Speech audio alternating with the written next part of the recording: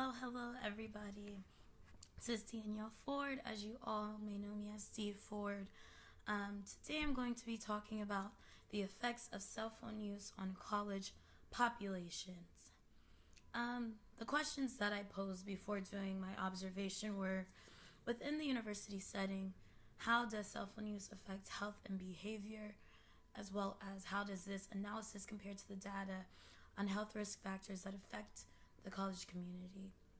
I'm first going to start touching on the health risk factors that primarily affect the college community, just to give some basis around the community and why cell phone use pertains to that. So I called this the problem, but it's pretty much just the health risk.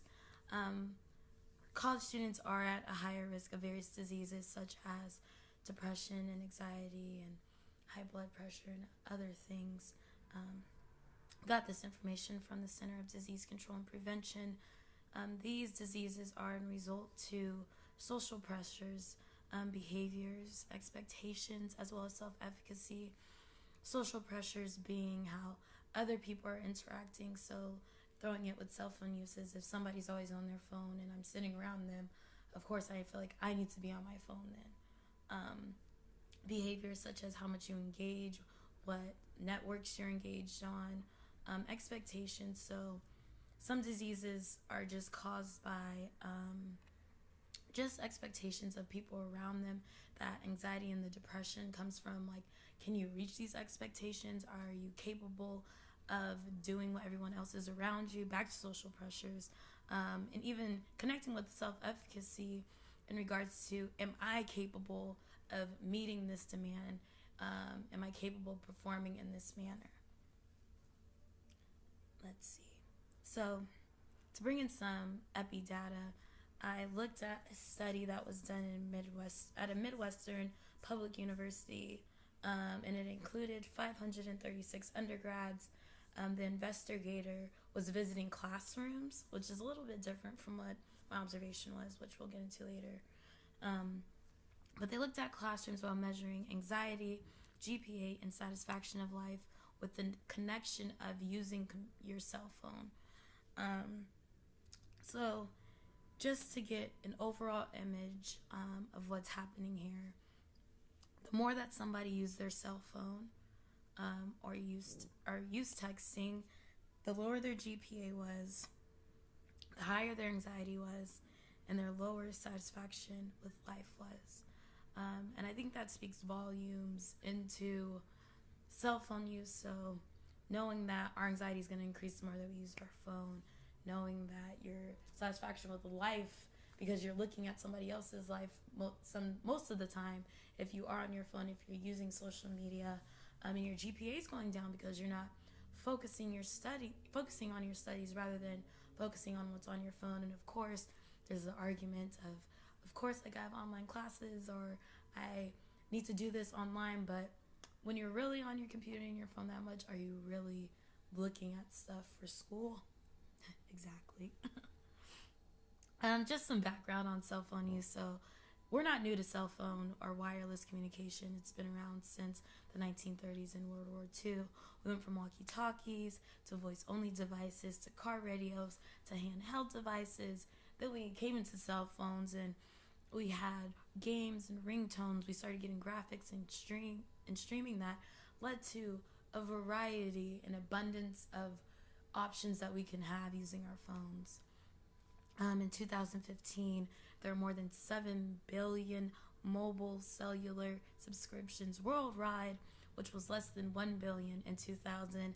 And I bet if we looked at the number now, it is still going up till this day because access to phones, the price on phones has reduced incredibly. We're not talking about iPhone X's. We're talking about just a basic phone where you can text, where you can call, where you can stream the internet.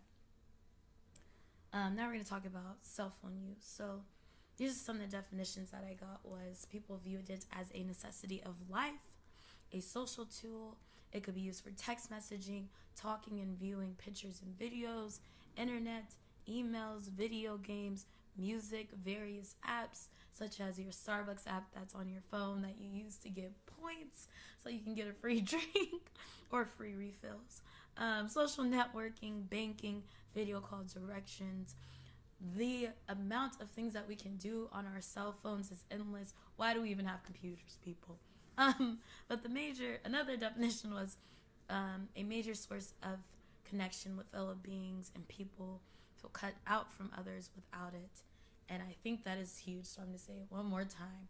The major source of connection with fellow beings, and people feel cut out from others without it.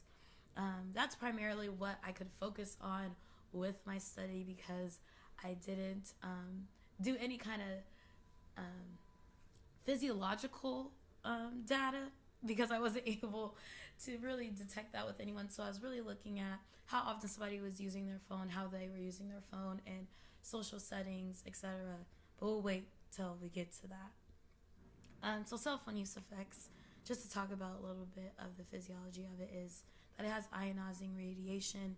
It raises thermal effects in contacts with your body. So when you have it close to like your groin, or if you have it on your hand for too long, then that can lead to negative effects.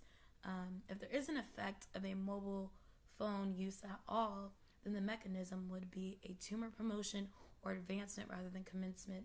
So to seize the myth that having your phone causes cancer, it does not.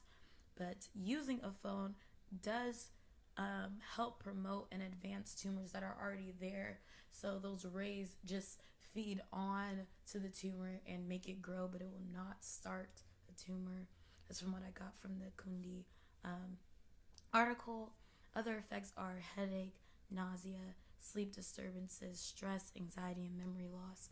As we already know, without cell phone use, we already suffer from these things just from daily life choices. Some other effects are immediate gratification and instant access. We are so lucky to have access at the tip of our fingers with cell phone devices that it is an easy effect just to always want to okay, I don't know this, let me type it into Google and figure it out, which is good and bad. So now let's get right into the observation that I did over the couple of weeks that we had. So the methods that I used, I went to the Colvin Recreation Center and the Student Union to observe my setting, or to observe cell phone use. I here and there would look in my classes, but it wasn't like a main priority, so I didn't note this in one of my methods, but I did indirectly view cell phone use while in the classroom setting. I observed during the work week primarily, so whenever I was on campus from Monday through Friday, I was viewing this. I spent about 1 to 2 hours for 4 days really heavily in the setting and viewing exactly what's going on. And I also did indirect hours of observation during the work hours. So sometimes if I wasn't at work, sometimes when I was at work, I would just walk around, see how people were using their phones at the Colvin. I would walk around when I have like little 10-minute breaks just to see cell phone use. But I wasn't sitting really heavily in these environments when I wasn't directly setting these times apart.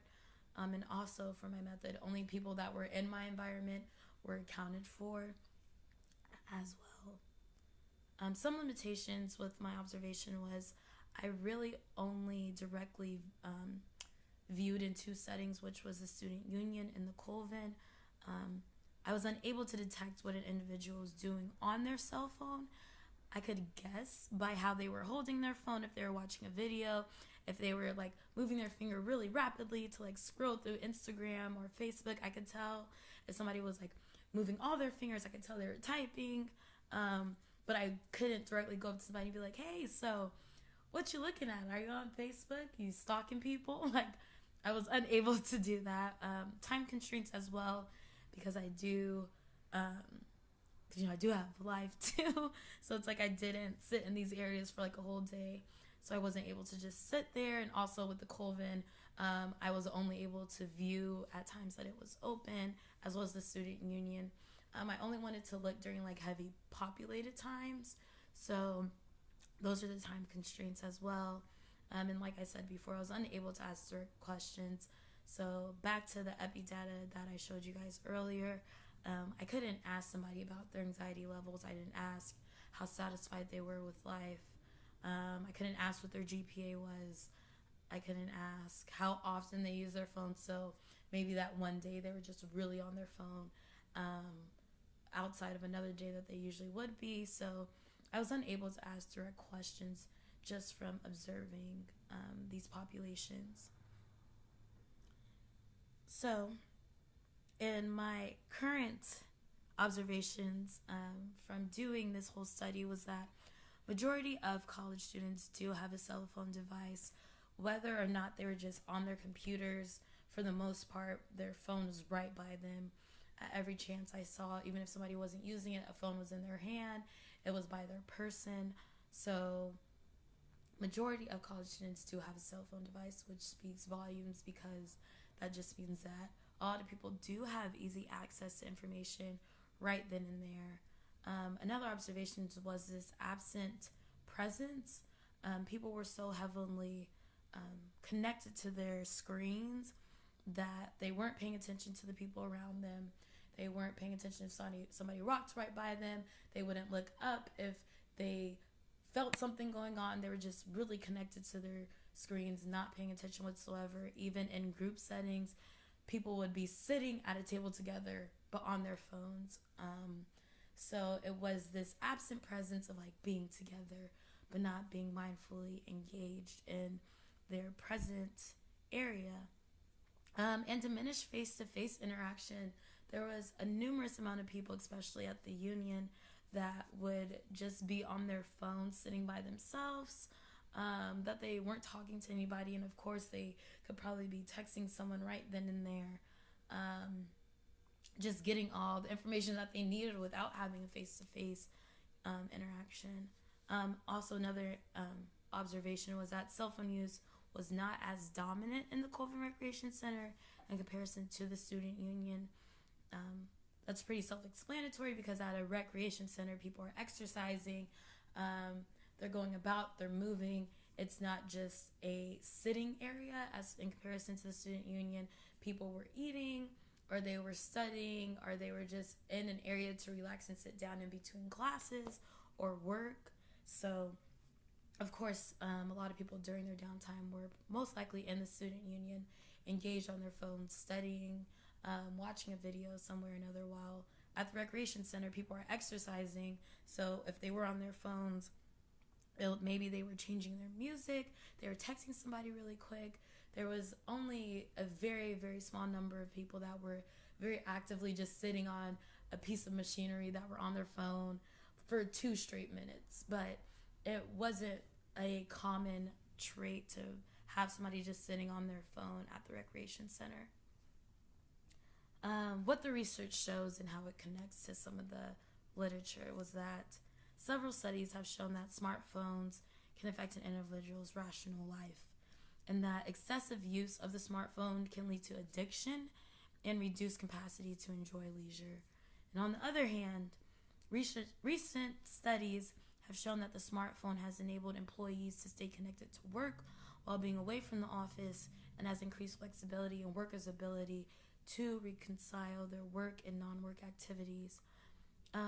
Just to look at the positives and the negatives is that we are addicted to our phones. We're addicted to knowing what's going on all the time, knowing that I can just look at a video. I don't have to be at home to watch my favorite show.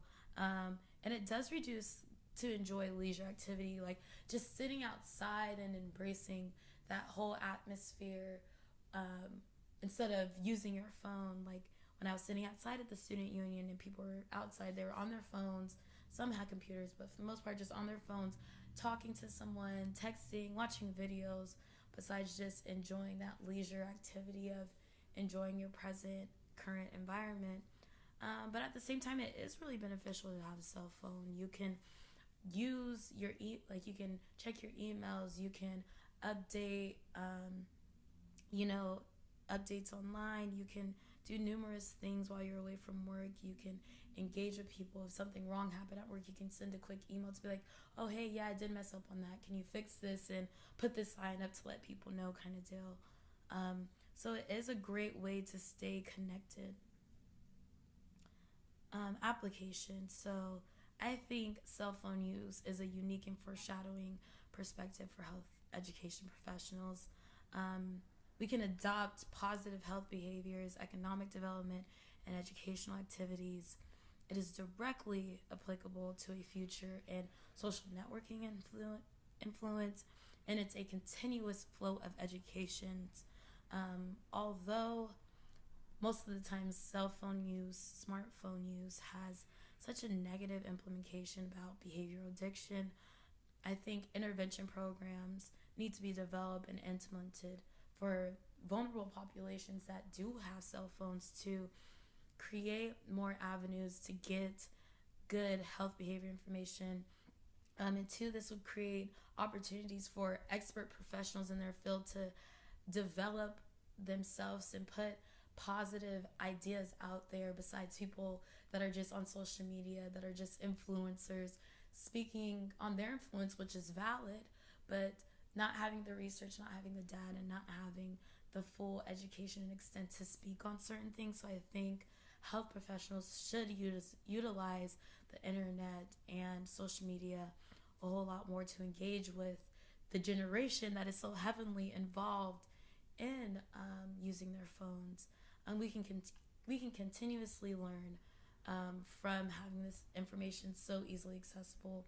It's a great platform for education and for advocacy of health.